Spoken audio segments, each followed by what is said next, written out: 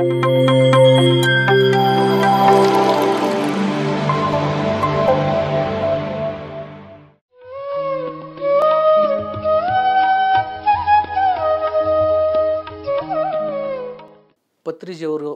5 ಬೆರಳುಗಳ ಪರಿಕಲ್ಪನೆಗಳು, ಇದರಲ್ಲಿ ಬ್ರಹ್ಮವಿಹಾರಗಳು ಅಂತ ವಿಷಯದ ಮೇಲೆ 5 ಬೆರಳುಗಳಲ್ಲಿ ಅವರು ಆತ್ಮಜ್ಞಾನವನ್ನು ಕೊಟ್ಟಿದ್ದಾರೆ. ಬ್ರಹ್ಮವಿಹಾರಗಳಲ್ಲಿ ಮೊದಲನೇದಾಗು ಶ್ರವಣ, ಮನನ, ನಿಧಿಧ್ಯಾಸನ, ಆತ್ಮ ಸಾಕ್ಷಾತ್ಕಾರ ಮತ್ತು ಪ್ರಚಾರ, ಲೋಕ ಕಲ್ಯಾಣ. ಅಂದರೆ ಈ 5 ಬೆರಳುಗಳಲ್ಲೇ ನಾವು ಏನು ಮಾಡ್ಬೋದು ಅಂತ ಭಾಳ ಸಂಕ್ಷಿಪ್ತವಾಗಿ ತುಂಬ ಅದ್ಭುತವಾಗಿ ಪತ್ರಿಜಿಯವರು ತಿಳಿಸಿದ್ದಾರೆ. ಇಲ್ಲಿ ಏನು ಪ್ರತಿಯೊಂದು ಯಾವುದೇ ಒಂದು ಜ್ಞಾನನ ಒಬ್ಬರಿಂದ ತಿಳಿತೀವಿ, ಫಸ್ಟ್ ಏನು ಮಾಡ್ತೀವಿ, ನಾವು ಶ್ರವಣ ಮಾಡ್ತೀವಿ.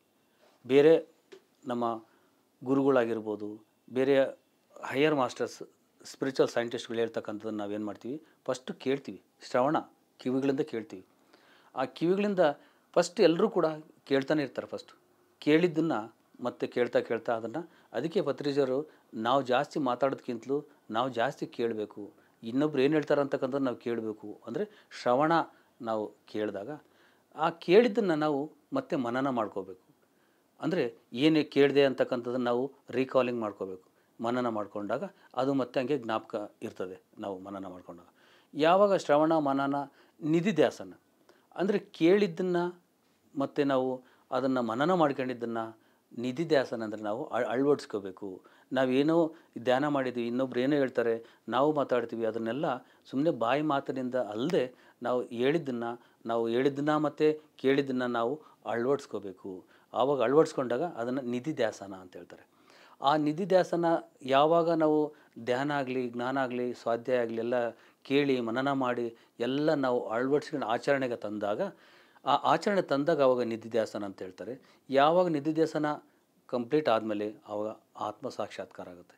ಅಂದರೆ ನಾವ್ಯಾರು, ನಮ್ಮ ಜೀವನದ ಉದ್ದೇಶ ಏನು, ನಾನು ಮಾಡಬೇಕಾದ ಕೆಲಸ ಏನು, ನನ್ನ ಸಾಧನೆ ಸರಿ ಇದೆಯೇ, ನಮ್ಮ ಸೆಲ್ಫ್ ಚೆಕ್ ಮಾಡ್ಕೊತ ಹೋಗ್ತೀವಿ. ಆವಾಗ ನಮ್ಮೊಳಗಡೆ ಆತ್ಮ ಸಾಕ್ಷಾತ್ಕಾರ ಒಂದು ಭಗವಂತನ ಎಲ್ಲೋ ಬೇರೆ ಹುಡ್ಕೋದಲ್ಲ, ನಮ್ಮ ಅಂತರಂಗದಲ್ಲಿ ಇರ್ತಕ್ಕಂಥ ಆ ಒಂದು ದೈವವನ್ನು ನಾವು ಗುರುತಿಸ್ತೀವಿ. ಅದನ್ನು ಆತ್ಮ ಸಾಕ್ಷಾತ್ಕಾರ. ಆತ್ಮ ಸಾಕ್ಷಾತ್ಕಾರ ಆದಮೇಲೆ ಇನ್ನು ಇಲ್ಲಿ ಲೋಕ ಕಲ್ಯಾಣ. ಆತ್ಮ ಸಾಕ್ಷಾತ್ಕಾರ ಆಗಿದೆ, ನಮಗೆಲ್ಲ ಗೊತ್ತಾಗಿದೆ, ನಾವು ಯಾರಂತ ಗೊತ್ತಾಗಿದೆ, ಏನು ಮಾಡ್ಬೇಕಂತ ಗೊತ್ತಾಗಿದೆ, ಸುಮ್ಮನೆ ಇರೋದಲ್ಲ. ಆವಾಗ ನಾವು ಲೋಕ ಕಲ್ಯಾಣ ಕೆಲಸಗಳು ಮಾಡಬೇಕು. ಲೋಕ ಕಲ್ಯಾಣ ಅಂತಂದರೆ ಧ್ಯಾನ ಪ್ರಚಾರ ಮಾಡಬೇಕು, ಪಿರಮಿಡ್ ಜಗತ್ತನ್ನು ನಿರ್ಮಾಣ ಮಾಡಬೇಕು, ಶಾಖಾಹಾರ ರ್ಯಾಲಿಗಳಲ್ಲಿ ಭಾಗವಹಿಸಿ ಶಾಖಾಹಾರದ ಒಂದು ಮಹತ್ವವನ್ನು ಹೇಳಬೇಕು. ಈ ರೀತಿ ಆ ಎಲ್ಲ ಸೇವೆ, ಲೋಕ ಕಲ್ಯಾಣ ಕೆಲಸಗಳನ್ನು ಮಾಡ್ತಾ ಆ ಲೋಕ ಸೇವೆ ಮಾಡಬೇಕು.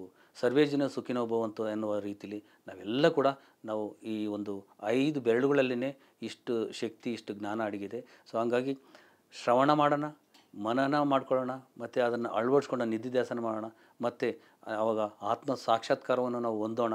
ಅದೇ ರೀತಿ ನಾವು ಎಷ್ಟು ಸಾಧ್ಯ ಆಗುತ್ತೋ ಸಮಯ ಸಿಕ್ಕರೆ ಸಮಯ, ಜ್ಞಾನದಿಂದ ಜ್ಞಾನ, ಯಾವುದು ಸಮಯವೇ ಸಾಧನ ಅಂತಾರೆ, ಯಾವುದು ಸಮಯ ನಾವು ಯಾವುದು ಕೊಡ್ತೀವೋ ಅದಕ್ಕೆ ಆ ಲೋಕ ಕಲ್ಯಾಣದಲ್ಲಿ ಪ್ರತಿಯೊಬ್ಬರು ಕೂಡ ಭಾಗವಹಿಸಬೇಕಾಗತ್ತೆ. Thank you. PMC Kannada channel ಅನ್ನು ಲೈಕ್ ಮಾಡಿ, ಶೇರ್ ಮಾಡಿ, ಸಬ್ಸ್ಕ್ರೈಬ್ ಮಾಡಿ ಮತ್ತು ಮಾಡಿಸಿ. ಎಲ್ಲರಿಗೂ ಧನ್ಯವಾದಗಳು.